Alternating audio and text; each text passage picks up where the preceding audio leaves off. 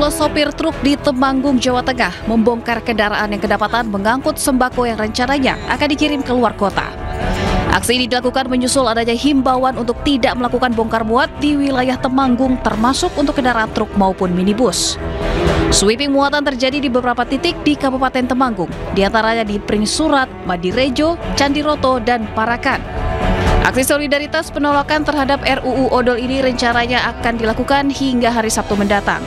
Para sopir truk akan menggelar aksi demo besar-besaran ke gedung DPRD Temanggung untuk menyampaikan tuntutan. Sebuah mobil pickup bermuatan puluhan penumpang gagal menanjak hingga terpental mundur. Rekaman CCTV merekam saat mobil pickup yang mengangkut lebih dari 20 penumpang gagal menanjak di Desa Sumberrejo, Kabupaten Tuban, Jawa Timur. Akibat kerasnya benturan, para penumpang yang berdiri di bagian belakang hendak menghadiri pesta pernikahan ini terpental dari bak mobil. 5 orang luka-luka dan 16 lainnya dilaporkan selamat tanpa luka. Hingga kini pihak Satlantas Polres Tuban telah mengamankan barang bukti berupa kendaraan pickup, STNK, dan SIM milik pengemudi. Proses penyelidikan lebih lanjut masih terus dilakukan untuk mendalami unsur kelalaian dalam insiden ini.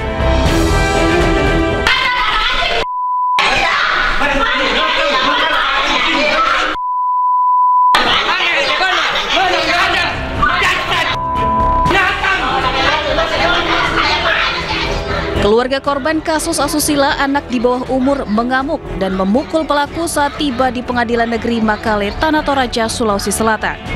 Jaksa dan polisi kewalahan menahan amukan keluarga korban. Keluarga korban yang kecewa terhadap tuntutan jaksa dan putusan hakim menerobos barikade polisi dan jaksa hingga situasi di Pengadilan Negeri kian memanas. Selain menyerang pelaku, keluarga korban juga nyaris terlibat adu jotos dengan orang tua pelaku. Sejak awal orang tua korban sangat kecewa dengan tuntutan jaksa dan putusan hakim yang terlalu ringan, menjatuhkan hukuman 7 tahun penjara kepada pelaku yang telah merusak masa depan anaknya.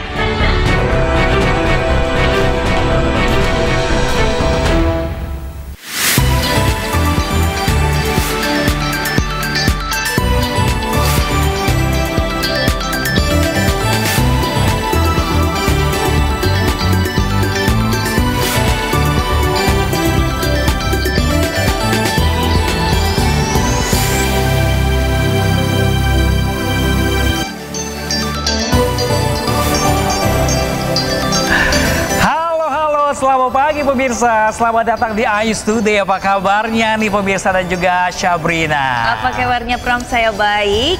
Kabarnya sangat baik sekali, apalagi sudah jelang akhir pekan pemirsa. Betul. Besok nih 2 hari sudah akhir pekan. Betul, saya nggak sabar. Tapi kalau anak-anak sekolah? Udah pada libur sekolah Udah pemirsa. pada libur sekolah. Bahkan kononnya informasinya sampai sebulan loh informasinya libur sekolah itu sebulan. Saya cari sekolah nih, ramai-ramai orang nih. Nah, sambil cari sekolah pemirsa, sambil liburan juga, ini juga menjelang hari ulang tahun Jakarta. Betul. Mari tanggal 22 Juni nanti pemirsa, ini banyak event loh di Jakarta.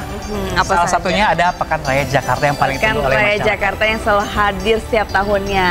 Nah, ini nggak hanya orang Jakarta aja nyerbu, tapi orang Bekasi, Bogor, sekitarnya juga nyerbu. Iya, masuk saya. Oh iya, kamu udah ke sana? Saya bukan karena ke Jakarta, tapi selalu ke sana. Oh iya, karena rumah kamu kebetulan dekat ya? Iya, dekat. Tinggal ngesot tiket nyampe Jakarta deh pemirsa. Tinggal ngesot tiket nyampe Jakarta. Jadi bisa banyak agenda ya untuk mengisi akhir pekan ini. Bener banget Syabrina. Kita sapa dulu pemirsa di rumah. Betul. Ya pemirsa, selama 1,5 jam ke depan untuk memberikan berbagai informasi penting pemirsa, menarik dan inspiratif untuk Anda. Dalam edisi hari ini, kami juga akan menginformasikan beragam informasi, salah satunya mengenai limbah busa yang memenuhi aliran kanal banjir timur Marunda, Jakarta Utara. Bersama saya, Sabrina Sila. Dan saya Pram Sejaya pemirsa, inilah ISD selengkapnya untuk Anda.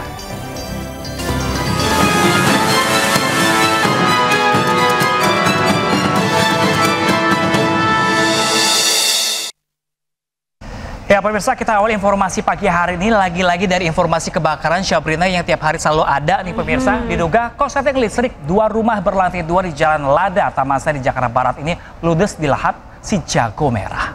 Beruntung tidak ada korban jiwa dalam peristiwa ini dan api berhasil dipadamkan 1 jam kemudian oleh 7 unit mobil damkar.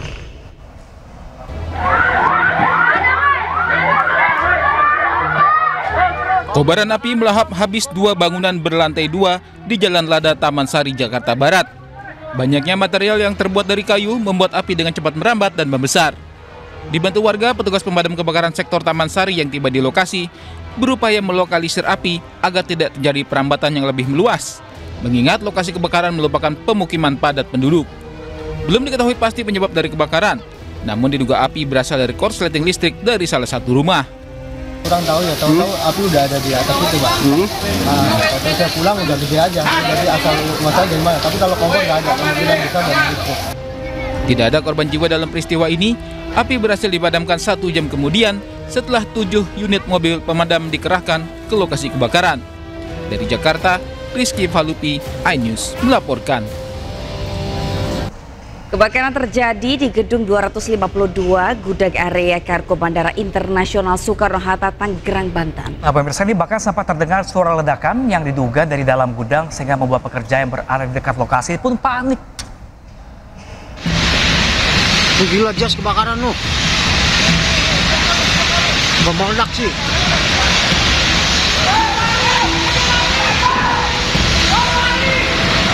Lari aja, lari. Kobaran api membakar bagian dalam gedung 252 gudang jas Apron Delta di area kargo Bandara Internasional Soekarno-Hatta. Asap hitam juga terlihat membumbung tinggi di langit atap gedung.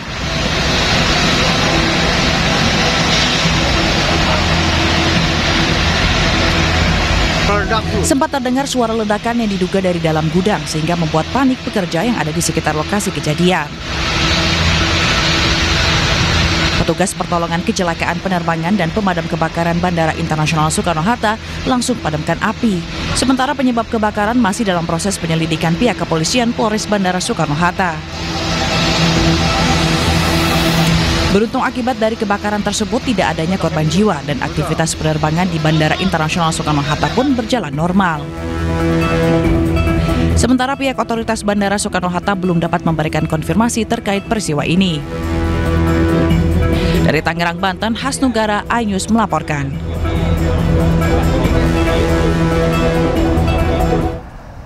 Ya pemirsa, dari informasi kebakaran kita ke informasi yang ricuh-ricuh pemirsa. Ini ada eksekusi sebuah rumah pemirsa di Surabaya, Jawa Timur yang berujung ricuh. Aksi saling dorong pun terjadi antara polisi dan anggota ormas yang menghalangi proses eksekusi.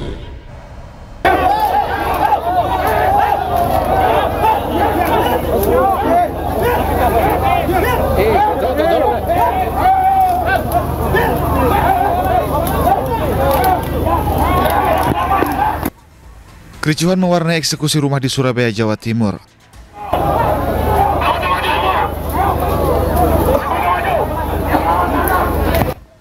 Aksi saling dorong terjadi antara aparat kepolisian dengan ratusan anggota ormas di lokasi kejadian. Polisi mendorong mundur ormas yang menghadang jalannya eksekusi. Seorang pria pun melawan saat dihadang aparat kepolisian.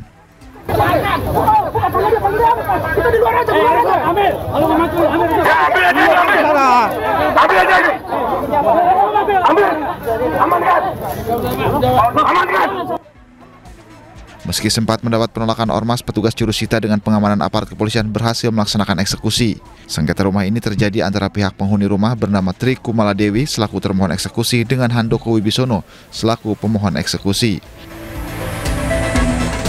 Proses eksekusi rumah di Jalan Dr. Sutomo, Surabaya ini sempat tertunda 2 kali karena penghuni melawan dan menggandeng ormas. Dari Surabaya, Jawa Timur, Hari Tambayong, iNews melaporkan.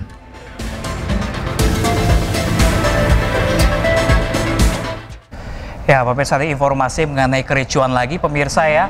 Ini namun kali ini pemirsa ada ratusan sopir truk yang tergabung dalam berbagai komunitas di Grobogan memblokir jalan raya. Aksi mereka dibubarkan paksa polisi hingga terjadi kericuhan. Kula mboten ajeng bantah mboten nggih gaduh. Nek emang kula nggih gaduh kersane ka Orlantas sing dia bertanggung jawab. Ratusan sopir truk dari berbagai komunitas di Grobogan, Jawa Tengah menggelar aksi turun ke jalan. Mereka parkir di tengah jalan hingga membuat arus lalu lintas macet total. Sejumlah personil kepolisian yang tiba di lokasi berupaya mengatur arus lalu lintas. Polisi meminta sopir untuk menyingkirkan truk dari tengah jalan, namun permintaan aparat ditolak hingga terjadi ketegangan. Para sopir truk nekat menutup jalan karena tuntutan mereka atas aturan zero odol tidak ditanggapi oleh pemerintah pusat. Mereka tidak terima jika dijerat dengan ancaman hukuman penjara jika nekat melanggar aturan zero odol. Kalau sopir cuman aksinya begini-begini aja, yang percuma. Kalau begini kan genah, nantinya ada yang bersangkutan dari Polsek, Polres, Satlantas, Disub. Nah, aspirasi kita didengar. Percuma kalau tadi anggota dari Satlantas cuman ngatur jalan. Akibat pemblokiran jalan ini, arus lalu lintas dari Grobogan menuju Semarang, Jawa Tengah dan sebaliknya lumpuh selama lebih dari 4 jam. Dari Grobogan, Jawa Tengah, Rustama Nusantara, iNews melaporkan. Pemirsa, polisi berhasil menangkap pelaku mutilasi di Padang Pariaman, Sumatera Barat. Nah, ini dari pemeriksaan awal, pemirsa, pelaku diketahui juga telah membunuh 2 orang lainnya.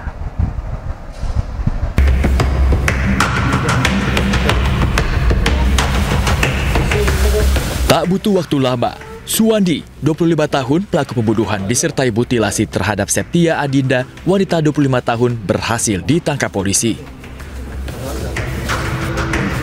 Selain membunuh dan memutilasi Septia Adinda, pelaku diduga juga telah membunuh 2 orang lainnya, yakni Ade dan Cika, yang hilang beberapa tahun lalu. Polisi pun membongkar sumur tua yang ada di dapur rumah pelaku untuk mengetahui keberadaan kedua korban. Kasus lain ada dan ditemukan juga pelaku ini juga melakukan tindakan pembunuhan di 1 tahun sebelumnya, dan kita Polres Padang Pariaman juga berhasil mengungkap keterlibatan pelaku ini, sehingga pada hari ini kita berhasil mengamankan 2 kasus yang dilakukan oleh 1 pelaku dengan jumlah korban sebanyak 3. Sebelumnya masyarakat dihebohkan dengan penemuan potongan kepala, tangan, dan kaki di aliran sungai Batang Anai, Padang Pariaman, Sumatera Barat. Ketiga potongan tubuh ditemukan tak jauh dari lokasi temuan tubuh korban. Belakangan diketahui korban merupakan Septia Adinda yang dilaporkan hilang 4 hari. Jasad korban dikenali dari cincin plastik di jari manisnya yang dirajut khusus oleh teman korban yang selalu dipakai sehari-hari. Dari Padang Pariaman, Sumatera Barat, Eka Guspriyadi, iNews melaporkan. Kita ke informasi selanjutnya, pemirsa. Ada seorang anak berusia 4 tahun di kota Tangerang, Banten. Ini terpeleset, pemirsa, dan jatuh ke dalam drainase di depan rumahnya. Sebelumnya keluarga sempat melaporkan kehilangan korban karena sudah 2 hari tidak pulang ke rumah.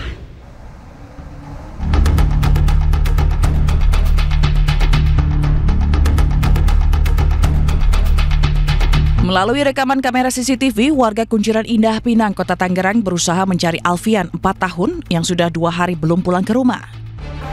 Polisi bersama petugas BPBD Kota Tangerang dan dibantu warga melakukan pencarian dan menemukan korban tersangkut di drainase dalam kondisi meninggal dunia.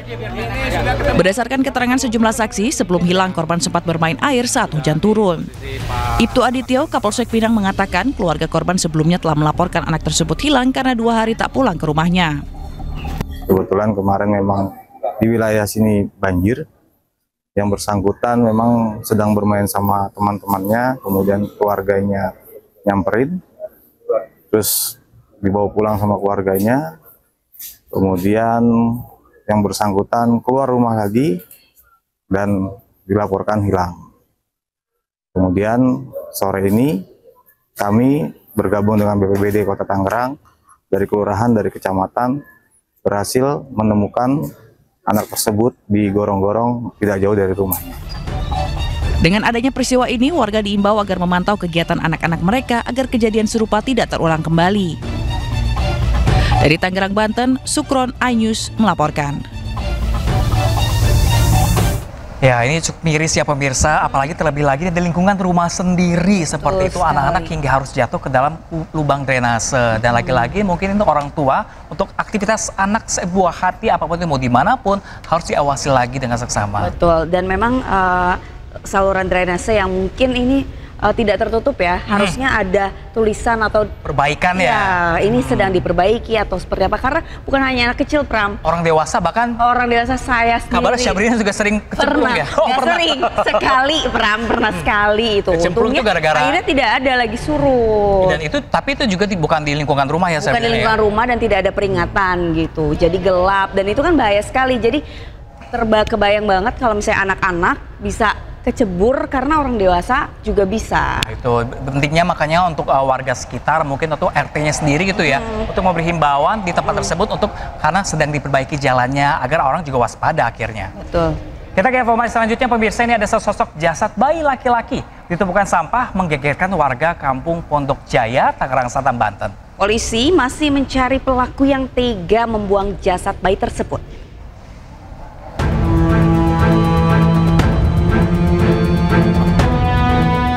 Terjadi lagi, bayi tak berdosa dibuang orang tuanya.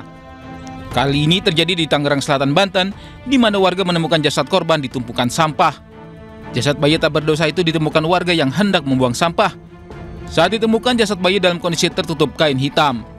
Atas penemuan itu, warga langsung melapor ke polisi dan polisi langsung memeriksa TKP.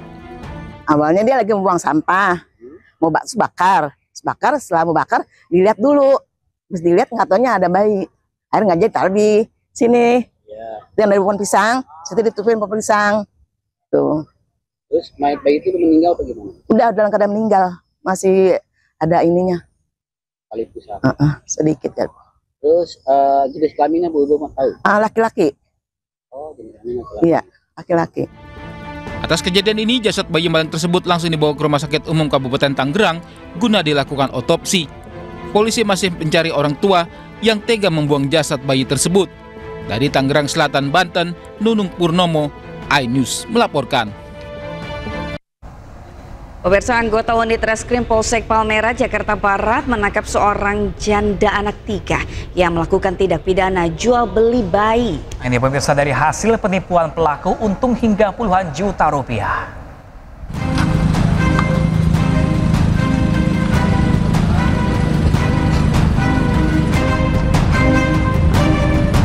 Dengan tangan terborgol, pelaku berinisial AU yang merupakan janda anak 3 ini digelandang ke ruang tahanan Polsek Palmerah, Jakarta Barat. Pelaku ditangkap usai melakukan tindak pidana penipuan dengan modus jual beli bayi. Pelaku ditangkap di salah satu rumah sakit saat akan bertransaksi dengan korban. Menurut polisi, awalnya pelaku menawarkan korban untuk mengadopsi bayi melalui media sosial dengan biaya 5 juta rupiah. Pelaku sudah melakukan penipuan adopsi bayi fiktif tersebut ke 5 korban lainnya dengan keuntungan mencapai puluhan juta rupiah. Untuk pelaku ini menawarkan bayinya, adopsi bayi ini yang pertama dari mulut ke mulut, kemudian untuk yang kedua yaitu si salah satu korban ini buat status di salah satu medsos. Kemudian oleh si pelaku ini di Japri yang bersangkutan menanyakan apakah masih mencari bayi. Dan kemudian setelah itu bertukar nomor WhatsApp hingga janjian bertemu di rumah sakit tersebut. Atas perbuatannya, tersangka dijerat pasal 378 terkait penipuan dengan ancaman hukuman di atas 5 tahun penjara. Dari Jakarta, Rizky Falufi, iNews melaporkan. Nah, ini jadi PR baru pemerintah ini, tidak hanya judul aja pemirsa berkembang di sosial media. Saat ini juga di sosial media juga ada perdagangan bayi ternyata seperti itu. Tindak pidana perdagangan orang ini bukan hanya di kalangan kecil saja ya, tapi sudah ada di sosial media ya, terang-terangan gitu loh. Betul, mungkin untuk mengadopsi bayi juga ada aturannya tersendiri pemirsa, ada cara legalnya. Mungkin juga nanti akan jadi masalah ketika nanti sang bayi ini sudah beranjak remaja dan juga dewasa, mungkin bisa jadi masalah kemudian harinya.